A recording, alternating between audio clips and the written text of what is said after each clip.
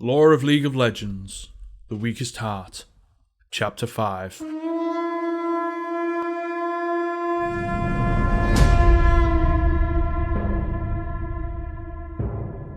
I heard the soft gurgling of Brother Xavier's ESO filter before I saw the man. His balding head was tucked down to his chest as far as his breathing apparatus would allow.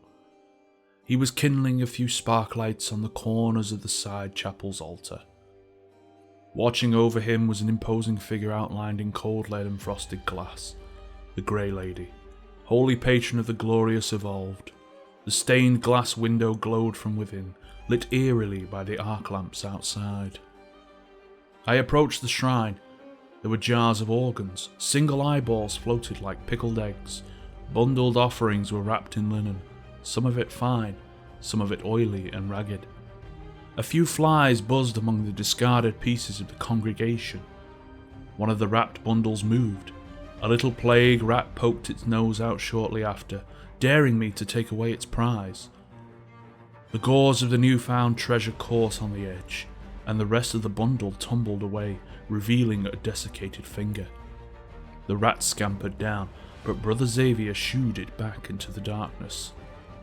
"Camille," he said. I could hear the smile in his voice underneath the wet burble. "Have you come for contemplation?" "Information, brother." I pulled the chaplet from my pocket, the glass beads tangling with the wire chain. Brother Xavier turned to face me. His eyes were also under glass, magnified like those in the jars. Although unlike those, his darted with life. I handed him the chaplet. "Where did you find this?" He shook his head as he inspected it and then clucked his tongue. Never mind, I should know by now not to ask those questions. He went back to attending his votive lights. Several weeks ago I met a man carrying this. He came to light a spark and ask her favour for the coming Progress Day. Brother Xavier nodded toward the figure depicted in the window. The Grey Lady's cloak was a mosaic of ash-violet glass, oxidized cogs and blackened pistons. Her epithet was often invoked when an inventor felt at loss due to inability or failure. Hers was a blessing that often required sacrifice. He had the tan-skinned of the desert dwellers, older than the usual foreign apprentices who pursue the auditions, Brother Xavier continued. "Do you know which clan he sought?" He said he was staying at a payhouse near Clan Arvino. The factory hum of the congregation fell away. "This evening's testifying is over. My duties call." Brother Xavier patted my hand. He gathered his dark robes and made his way back to the main hall, leaving me to my contemplations. Hakim had returned but had not sent word. Not that the last conversation we shared had detailed how best to reach one another. I picked up the brittle finger from the floor and placed it back with the other offerings.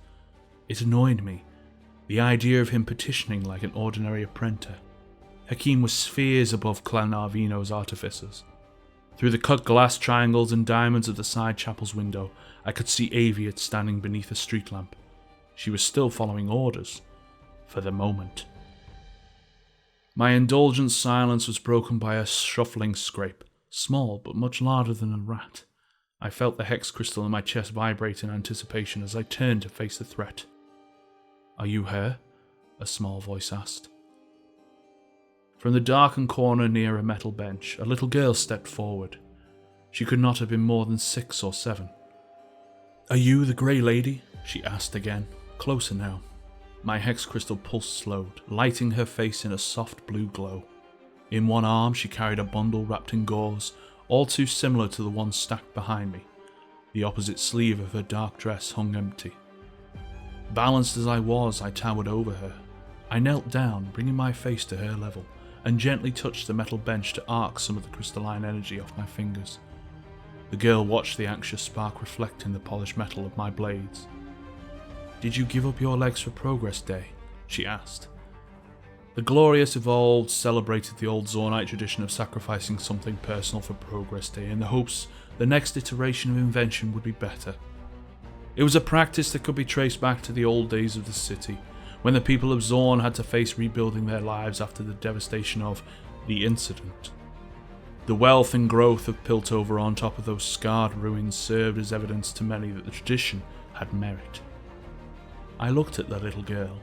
It was not my legs that I had given up on a progress day long ago, but something far more dear. I chose these, I said, because they better served my purpose. The girl nodded. The blue light between us had dimmed, but I could still see the black spider veins on the little fingers that clutched her bundle. It was rare for the blight to affect one so young in this part of the city. The glorious evolved often took in the sick, seeing the removal of dying flesh as key to transforming a person's life and faith through technology. Brother Xavier said it gets easier, she offered. It does, I told her. The physician attending her had remissed his duty. The girl should have had both arms taken at once. I'm sure the surgeon explained away that lack of courage when holding the knife as a kindness. But waiting would do the girl no favours. If she did not have the other arm cut away soon, those spider veins would creep closer to her chest, eventually blackening her heart. The chances were slim she would live to see the next progress day. The young girl bit her lip, hesitating before the next thought. In that moment my eye caught movement through one of the larger stained glass panels. I stood and watched several dark shapes approach. Aviette was no longer alone. I stepped into the dim corridor to make my way outside. "Do you miss them?" the little girl called out. I didn't turn back. I knew the girl's hopeful face wavered like the row of sparklights on the altar. I knew because I remembered my own trembling doubt. So many years ago, Hakim had demanded of me a similar question. My heart? Him? Would I miss any of it? I touched my hex crystal augment, assuring myself it still vibrated evenly. Just to the right of the Ferros Sigil's angular engraving, I felt a small, fluid lettering. It was the mark of Hakim Naderi. No, I lied.